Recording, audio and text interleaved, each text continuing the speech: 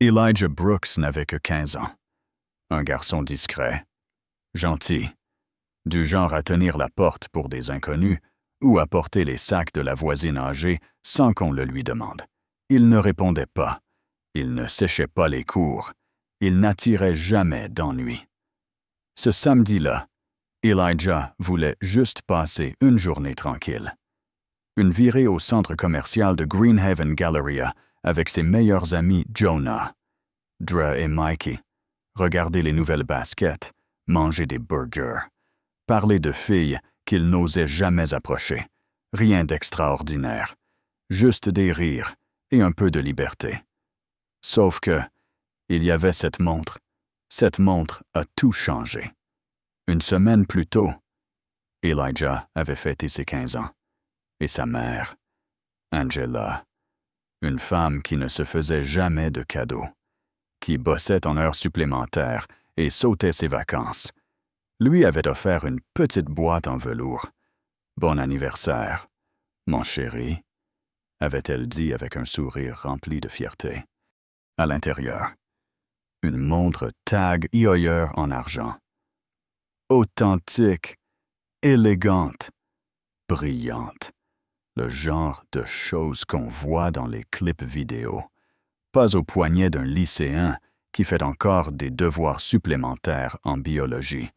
Il l'avait regardée comme si elle allait disparaître. « Maman, ça doit coûter plus cher que ma vie. » Angela avait ri. « Je travaille dur. Ne discute pas avec ta mère. » Alors oui, ce jour-là, Elijah se sentait bien. Sweat bleu marine tout neuf. Jordan impeccable. Et cette montre en argent qui brillait à son poignet comme une armure. Il ne cherchait pas à se faire remarquer. Mais elle brillait. Et les gens regardaient.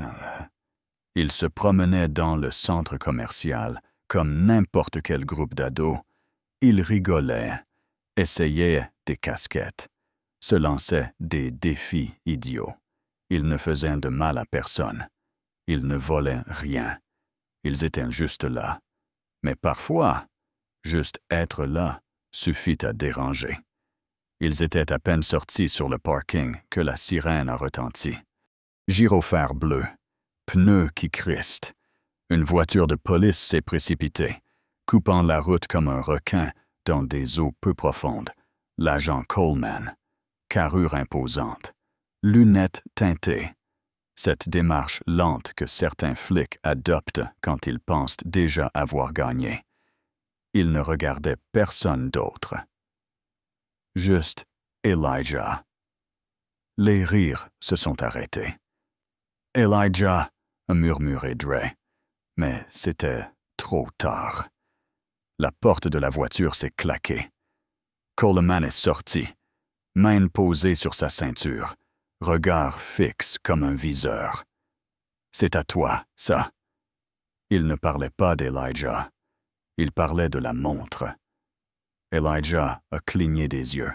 « Oui. » a-t-il répondu d'une voix calme mais douce. « C'est la mienne. » Coleman a incliné la tête, comme si la montre l'avait personnellement insulté. « Beau bijou. T'as dû passer une bonne journée au centre commercial, » dit-il en s'approchant. « Ou bien toi et tes copains avez trouvé quelque opportunité. Jonah s'est raidi. On n'a rien fait. » « Monsieur. » Coleman l'a ignoré. Il a tourné autour du groupe comme un lion qui chasse. L'air est devenu plus lourd. Les passants ont ralenti. Certains ont sorti leur téléphone. D'autres filmaient, déjà. « Je suis sur ce secteur depuis longtemps, » a murmuré Coleman, en tapant sa tempe. « Et mon instinct me dit qu'un lycéen ne sort pas d'ici avec une montre à 3000 $ comme ça. » Elijah avait envie de hurler, de lui dire de vérifier les caméras, d'appeler sa mère, d'user de bon sens. Mais le bon sens n'a plus sa place quand quelqu'un a déjà décidé qui vous êtes. Alors il a sorti son portefeuille, lentement, avec précaution, et il lui a tendu sa carte d'élève. Coleman n'a même pas cligné des yeux. Il a juste lu le nom. Elijah Brooks, a-t-il répété. 15 ans. Hein, et tu te la joues déjà. Elijah a tenté une dernière fois. Ma mère me l'a offerte. C'était mon cadeau d'anniversaire. Tourne-toi, a dit Coleman. Quoi les mains dans le dos? Les mots lui sont tombés dessus comme des briques. Son cœur battait à tout rompre. Vous faites une erreur trop tard. Les menottes ont claqué. L'acier froid lui a mordu la peau. On a entendu des murmures autour. Quelqu'un a crié. C'est juste un gamin, mais Coleman n'a pas bronché. Il a juste poussé Elijah vers la voiture, comme s'il traînait un coupable inventé. Elijah ne s'est pas débattu. Se débattre ne fait qu'empirer les choses. Il a marché. La porte s'est refermée derrière lui. Le monde s'est rétréci derrière la vitre. Son souffle formait de la buée. Il regardait son reflet, les yeux écarquillés, la lèvre tremblante. Et cette fichue montre, encore brillante comme un piège. Pour la première fois, la montre ne le faisait pas se sentir adulte. Elle le faisait se sentir en danger. Et tout ce qu'il pensait, c'était « Maman, s'il te plaît ». La salle d'interrogatoire puait la javel et la peur. Elijah était seul, menotté à une table en métal. Il ne pleurait pas parce qu'il n'avait pas peur, mais parce qu'il ne pouvait pas se le permettre. Pas devant eux. 30 minutes ont passé. Peut-être plus. Des agents passaient. Certains jetaient un coup d'œil. Personne ne disait rien. Sauf Coleman. Lui, il prenait son temps, fier, comme s'il savourait. Puis, la porte s'est entr'ouverte. Une jeune agente est entrée. Noire, 25 ans peut-être, pas encore abîmée par le système. Elle a regardé ses poignets, a serré les lèvres. « Tu tiens le coup. » Gamin a-t-elle murmuré. Elijah n'a pas répondu. Elle s'est penchée un peu. « Ta mère. » C'est Angela Brooks. Il a levé la tête d'un coup. « Oui. » Elle a hoché la tête, sans expression. « Je reviens tout de suite. » Et elle est partie. 5 minutes plus tard. Le silence s'est épaissi. Des pas dans le couloir. Puis, la porte s'est ouverte d'un coup. Et là, elle était là. La chef Angela Brooks. Pantalon noir. Chemise blanche. Un signe doré. Regard brûlant de colère glacée. Elijah n'avait jamais été aussi soulagé. Et aussi terrifié. Elle ne l'a pas regardé d'abord. Ses yeux étaient rivés sur Coleman, adossé contre le mur. « Retirez-lui les menottes !» a-t-elle dit. Sa voix tranchait comme du verre brisé. L'agent derrière elle s'est précipité. Les menottes sont tombées sur la table. Elijah s'est frotté les poignets. « Rouge! Marqué! Montrez-moi les images !» a dit Angela. Sans un regard pour son fils, ils sont allés dans la salle de vidéosurveillance. Angela a tout regardé.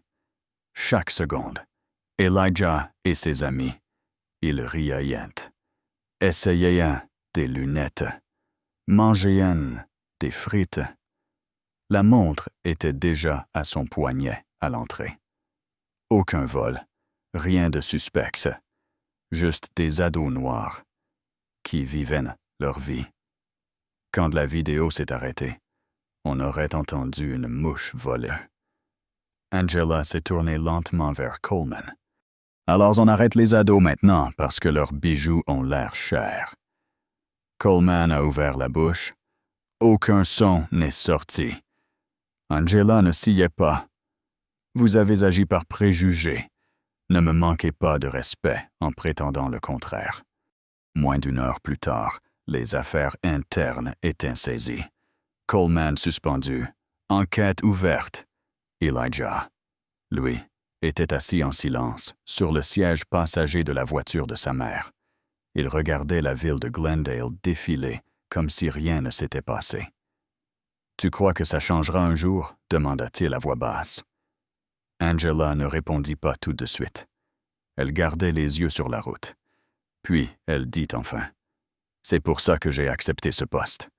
Pour que des enfants comme toi n'aient pas à espérer que leur mère porte un insigne. » Il déglutit. « Et si je n'étais pas ton fils? » Angela serra un peu plus fort le volant. Ils ne parlèrent plus. Arrivés à la maison, elle coupa le moteur, se tourna vers lui. « Je ne t'ai pas offert cette montre pour que les gens te jugent, hein, dit-elle. Je te l'ai offerte parce que tu mérites de marcher dans ce monde en connaissant ta valeur. » Elijah baissa les yeux vers la montre. Et pour la première fois de la journée, elle ne semblait plus lourde. Elle était une preuve. Il était encore debout. Et parfois, ça suffit pour commencer.